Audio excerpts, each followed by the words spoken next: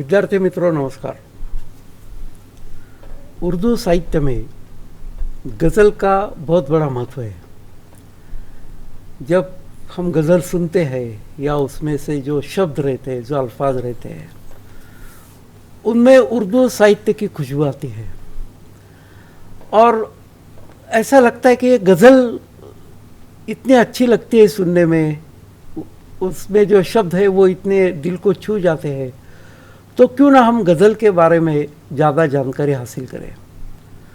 तो ये सोच के आज हमने डॉक्टर सैयद ज़ाकिर अली साहब को एक बार फिर आमंत्रित किया हुआ है और मैं आपको ये बताना चाहूँगा कि गज़ल जो है वो डॉक्टर साहब की यानी बहुत अच्छी लगती है उनको, उनका बहुत बड़ा अभ्यास है उस बारे में। और जिस तरह गज़ल एक नज़ाकत से पेश की जाती है, उस तरह डॉक्टर साहब गज़ल के बारे में जानकारी भी देते हैं। तो मैंने सोचा कि क्यों ना इसके बारे में डॉक्टर अली से ही ज़्यादा से ज़्यादा जानकारी आपके लिए हासिल करूं। और मैं डॉक्टर साहब से मैंने विनती की कि सर आज कृपा करके हमारे बच्चों को गज़ल के बारे में ज़रा बताइए। तो मैं डॉक्टर साहब के पास सीधा जाता हूं और आपसे गज़ल के बारे में उनसे जानकारी प्राप्त करूंगा। नमस्ते सर। नमस्ते सर। नमस्ते सर, एक बार फिर आपका स्वागत है। Thank you sir. और जैसे कि मैं बहुत स्वार्थी होते जा रहा हूँ मैंने एक से एक जानकारी आपसे हासिल की और मेरा मकसद यही है कि जो बच्चों अपने उर्दू पढ़ रहे हैं उनको ज़्यादा से ज़्यादा जानकारी इस बारे में मिले और वो जानकारी भी इस तरह की मिले कि केवल किताबी नहीं, उसके अंदर जो इन्हें जिस तरह गज़ल दिल को छू जाती है उस तरह के जो अल्फाज है, जो शब्द है, जो आपके विचारों में हमें मिलते हैं, उसके माध्यम से गज़ल के बारे में हम आपसे जानना चाहेंगे। तो मेरा पहला सवाल मेरे मन में यही उठता है कि गज़ल और उर्दू साहित्य का क्या नाता है और गज़ल का मतलब क्या है। सर, आपने बड़ा अच्छा सवाल किया। देखिए, गज़ल के बारे में जितना भी कहा जाए मैं समझता हूँ कि वो कम है और चंद शब्दों में या चंद अल्फाज में उनका यहाँ बयान कर देना मुमकिन भी नहीं है। लेकिन बहरहाल गज़ल और उर्दू, हालांकि उर्दू सिर्फ गज़ल है ऐसा भी नहीं है। अच्छा। लेकिन गज़ल के ज़रिए से उर्दू ने अपना बहुत बड़ा काम निकाला है, अपने मैसेज बहुत दूर दूर तक पहुंचाए हैं। दरअसल गज़ल की पहले मैं आपसे ये अर्ज़ करता चलूँ सर कि गज़ल जो लफ्ज़ है वो लफ्ज़ गज़ाल से बना है। एक गज़ाल कहते हैं हिरन को। अच्छा। हिरन जंगल के सबसे खूबसूरत जानवरों में से एक जानवर होता है। उसकी एक खूबी ये होती है कि वो चंचल होता है और उसकी आंखें बड़ी बड़ी होती हैं, नाजुक होता है और ज़रा सी आहट पाकर वो चौकड़ियाँ भरता हुआ जो है वो, तो ये तमाम खूबियाँ जो हैं वो कहीं ना कहीं नज़ाकत का, हुस्न का पैगाम देती हैं। तो उसी लफ्ज़ से गज़ाल से गज़ल बना है। और चूँकि जब गज़ल शुरू हुई तो ये फ़ारसी से हमारे यहाँ उर्दू में आई और फ़ारसी में आमतौर पर जो मज़मून जो उसके यानी जो बांधा जाता था तो उसमें हुस्न था, इश्क था, शराब थी, शबाब था, महबूब से शिकवे शिकायतें थीं, यही सब चीज़ें थीं। ज़ाहिर सी बात है कि उर्दू में जब गज़ल आई तो इसमें भी वही सब सारे मौज़ूआत जो थे, ये सारे उन्वान इसमें भी शामिल रहे। मीर की गज़लें उठा के देख लीजिए और या मीर के ज़माने के दीगर शायरों को देख लीजिए। उनसे पहले जो वली दखनी, सिराज औरंगाबादी वगैरह जितने भी शायर थे, अगर आप उनको देखेंगे, असगर गोंडवी, मीर ख्वाजा मीर दर्द वगैरह, ये एक ज़माने तक के यही मौज़ूआत रहे, हुस्न और इश्क। गालिब के यहाँ भी आई तो गज़ल रही अपनी असल सूरत में ही, लेकिन गालिब ने उसमें फ़लसफ़ा, तसव्वुफ़ और इस किस्म और ज़िंदगी की कुछ अपनी ज़िंदगी की अक्कासी, गालिब ने अपनी ज़िंदगी की अक्कासी पर भी उसमें इशारे किनारे किए हैं।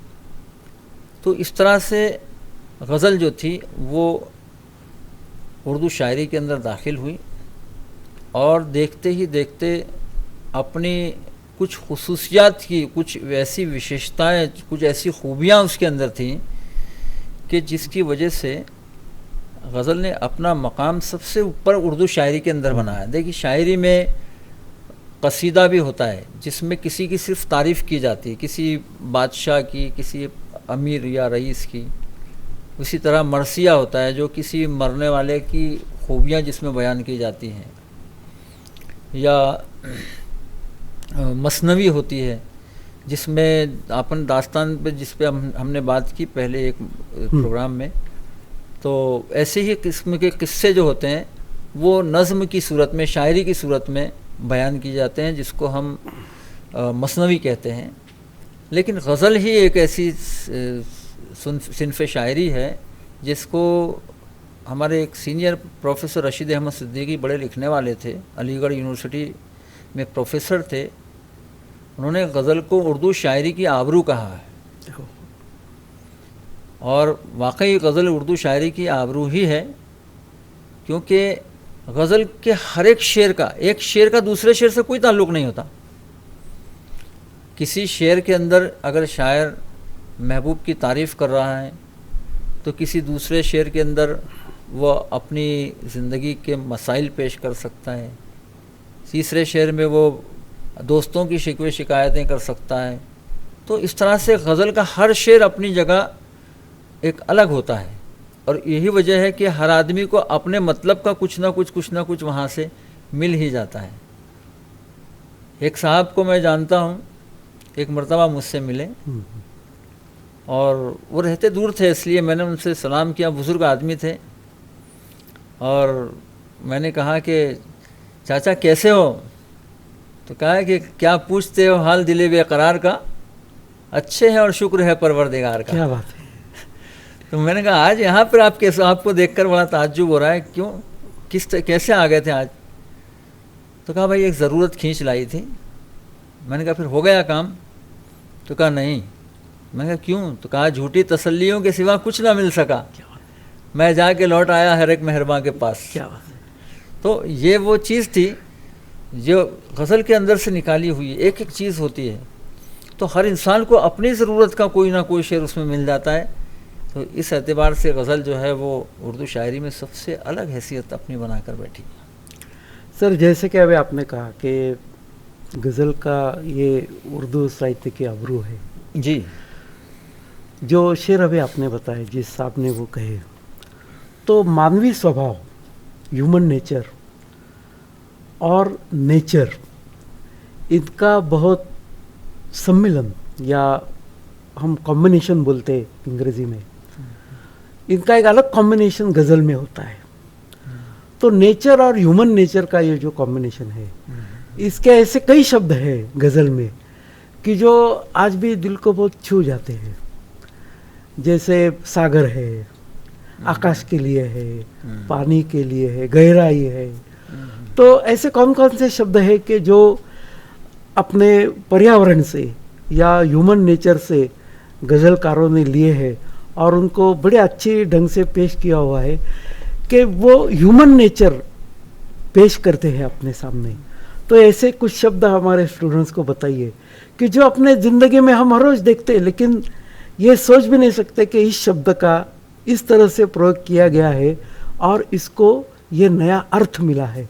तो ऐसे कुछ शब्द अगर आप बताएं तो अच्छा होगा हमारे स्टूडेंट। देखिए, हालांकि ऐसे लफ्ज़ों से हमारी उर्दू शायरी भरी पड़ी है। कहीं ना कहीं जब हम किसी भी गज़ल को उठा के पढ़ते हैं तो कोई ना कोई एक आध शेर ऐसा मिल ही जाता है जो हमको हमारे आसपास के माहौल से यानी मुतारिफ़ कराता है, परिचित कराता है, या जिसको हम बोलते हैं लेकिन उसने शायर ने उसको कुछ अलग मानी जो है वो पहनाए हैं। अब देखिए, कहते हैं कि एक शायर कहता है कि मज़ा बरसात का चाहो तो इन आँखों में आ बैठो। क्या बात है। मज़ा बरसात का चाहो तो इन आँखों में आ बैठो, वो बरसों में बरसती है, ये बरसों से बरसती है। क्या बात है।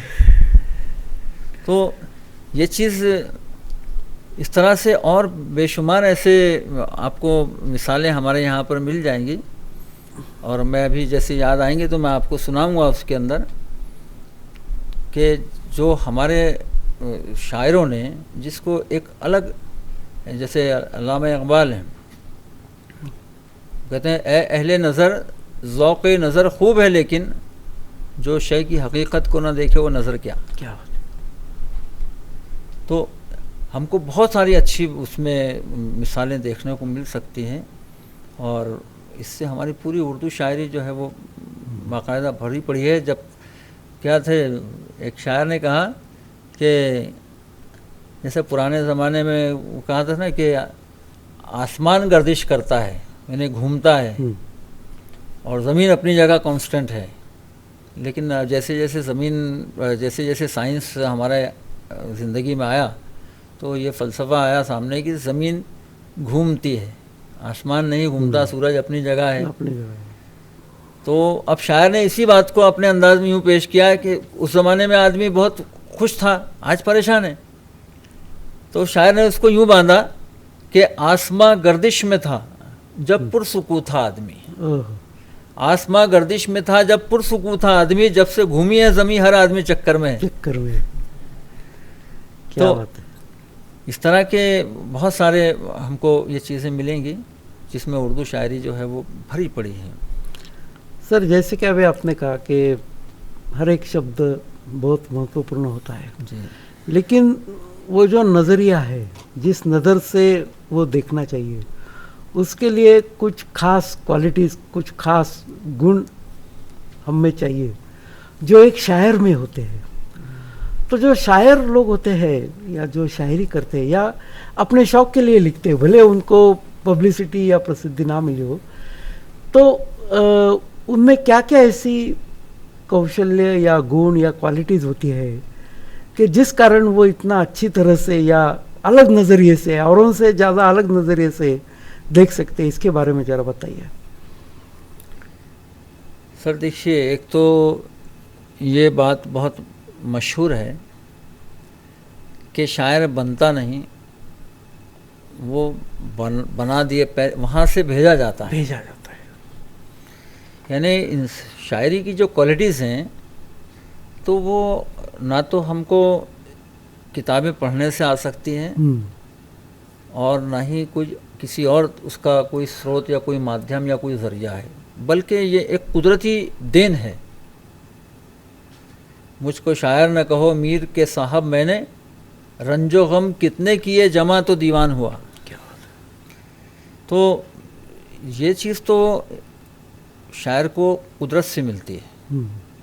अलबत्ता एक बात ज़रूर है कि हर चीज़ के हासिल करने के लिए कुछ ना कुछ तो होना ही पड़ता है, और हमारे यहाँ पर जो शोरा ने, जो शायरों ने, जो उनमें क्वालिटीज़ थी छोटी मोटी, उसको उन्होंने पहचाना कहीं ना कहीं और उस पर मेहनत की, और उस पर मेहनत करने के लिए उन्होंने अच्छे शोरा के, अच्छे शायरों के कलाम पढ़े, मुशायरों में गए, उस्तादों के पैर दबाए। तो यूं ही चल के नहीं ये मशक़े सुखन आया है। मशक़े सुखन कहते हैं शायरी को। एक शायर कहते हैं कि यूं ही चल के नहीं ये मशक़े सुखन आया है, पाँव दावे हैं बुज़ुर्गों के तो फ़न आया है। क्या? तो ये चीज़ तो उस वक्त आती है जब इंसान को उसकी जुस्तजू होती है, और उसके अंदर बहुत मामूली क्वालिटी भी अगर है, लेकिन अगर वो मेहनत करे उस पर तो कहीं ना कहीं उसकी वो खूबी जो है वो निखर जाती है। जैसे कोई पत्थर की मूर्ति है, पत्थर तो है वो, लेकिन उसको तराशने के लिए फिर मेहनत की ज़रूरत होती है। तो उसके अंदर का शायर जो है कैसे निखरे, बाहर कैसे आए, तो उसके लिए फिर अच्छे शायरों का कलाम पढ़ना, सुनना और उसको याद करना। तो जब ये अगर करता है तो उसको कहीं ना कहीं ये चीज़ उसके अंदर पैदा होती है। सर शुरुआत में आपने गालिब का जिक्र किया। जी जी। तो गालिब और शायरी जी जी, इनका जो नाता है जी जी, वो बहुत ही प्रसिद्ध है। तो गालिब की जो शायरी है इसके बारे में ज़रा हमको बताइए। सर देखिए, गालिब के यहाँ पर फ़लसफ़ा, बड़ा गहरा फ़लसफ़ा, कुछ बातें तो गालिब ने इतने ऐसे अंदाज में कहीं, गालिब की बहुत सारी खूबियाँ थी सर। एक खूबी मैं आपको बताता हूँ, मुझे हालांकि किसी ने उसको हास्य व्यंग के अंदाज में लिखा है, लेकिन एक बात है कि गालिब में बहुत सारी खूबियाँ थी। एक खूबी गालिब की ये भी थी कि गालिब बिस्तर पे पड़े रहते थे, जब उनको कोई शेर याद आता था तो वो अपना कमरबंद में एक गांठ बांध लेते थे, पाजामे का कमरबंद में एक गांठ बांध लिए और ऐसा समझते थे कि वो नोट हो गया। उसके बाद में जितने शेर याद आते जाते थे, हर एक शेर पर एक गांठ बांधते थे। वो 5, 10, 20 जितनी भी होता वो हो जाता था। सुबह जब उठते थे अपने तमाम ज़रूरतों से फारिग होकर, फ्रेश होकर, फिर वो वहाँ आके दोस्तों बैठते थे, अपने दावात और उनका कलम निकाल कर बैठते थे। फिर वो एक एक गांठ खोलते जाते थे और शेर लिखते जाते थे। क्या बात है। ये गालिब की एक क्वालिटी थी, और ये कोई यानी हवा में बात नहीं है, बल्कि इसकी बहुत सारी सनदें जो मौजूद हैं, इसका ये सच्चाई है। ये दूसरी एक गालिब की जो शायरी की हम बात कर रहे हैं,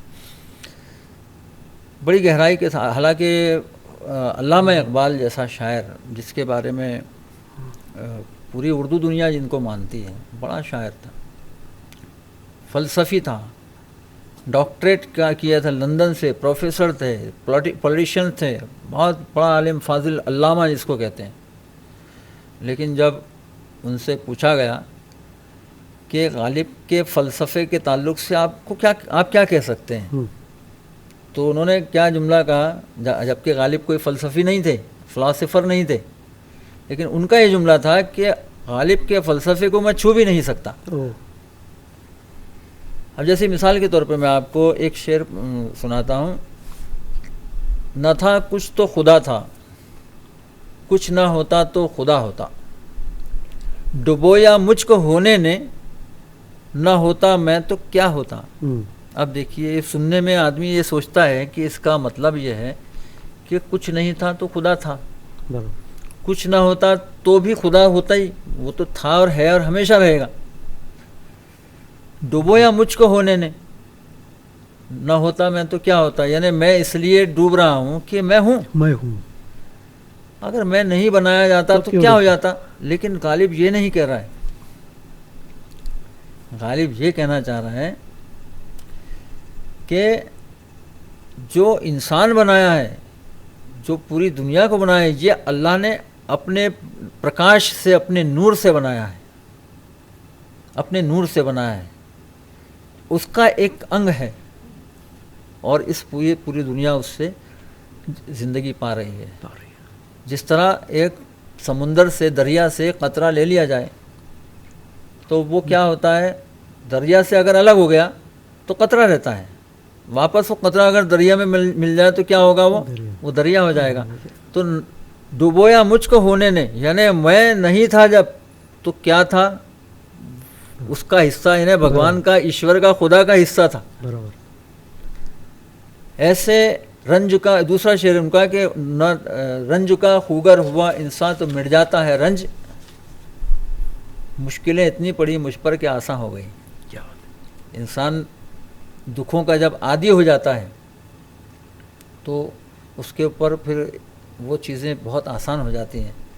फिर वो है कि हम तक कब उनकी बज़्म में आता था दौरे जाम, साक़ी ने कुछ मिला ना दिया हो शराब में। फिर अच्छे दिन भी जब आते हैं तो आदमी डरता है। जब इंसान को मुसीबत, आप अगर मुझसे हमेशा मुंह मोड़ते रहेंगे तो मैं आदी हो जाऊंगा, और अचानक फिर आपके दिल में ख्याल आया कि नहीं यार बहुत हो गया, आप छोड़ो सर, लीजिए आप भी, तो फिर मेरे को शक होगा।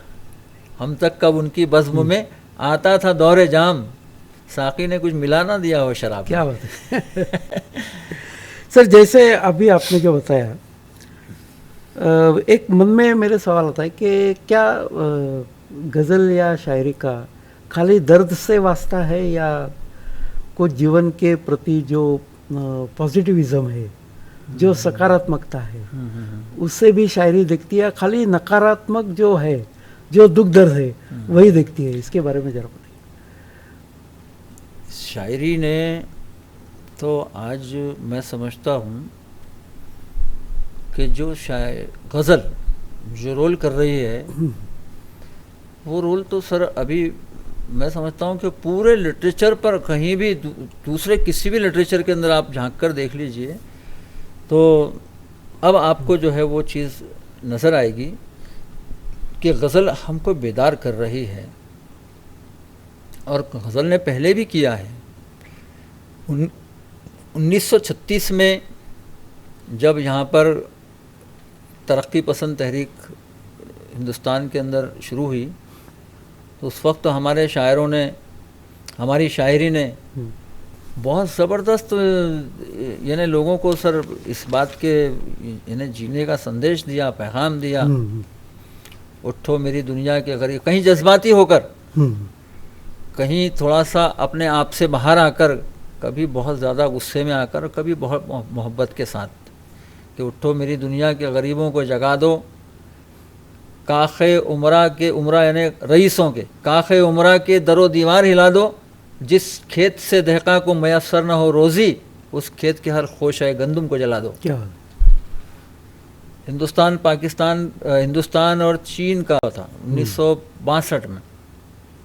उस वक्त पंडित नेहरू ने लोगों से मांगा था कि भाई हमारे पास में अभी कुछ नहीं है। उस वक्त हालात भी हमारे देश के ख़राब थे, तो औरतों ने अपने मंगलसूत्र तक उतार के दिए थे। देखिए शायर वहाँ पर भी चुप नहीं रहा। जो कुछ नहीं दे सकते थे, पंडित जी ने कहा कि जो जवान हैं, ताकतवर हैं, सेहतमंद हैं, वो अपना खून दे ताकि जवानों की जान बचाई जा सके। तो लोगों ने अपना, नौजवानों ने अपना खून पेश किया। तो एक शायर ने क्या कहा कि खून की मांग है इस देश की रक्षा के लिए, मेरे नज़दीक ये कुर्बानी है छोटी दे दो। क्या लेकिन अरबाब हुकूमत से भी कहना है मुझे कि जिनसे खून मांग रहे हो उन्हें रोटी दे दो। क्या बात है। इन गरीबों का लहू बह चुका बन के पानी, जिंदगी है कि बाहर हाल जिए जाते हैं, खुश्क ढांचों से निचोड़ो ना लहू की बूंदें, खून लो उनसे कि जो खून पिए बैठे हैं। मोदी और टाटा और बिरला के ठिकाने देखो, खून ही खून है, तुम इनके ख़जाने देखो।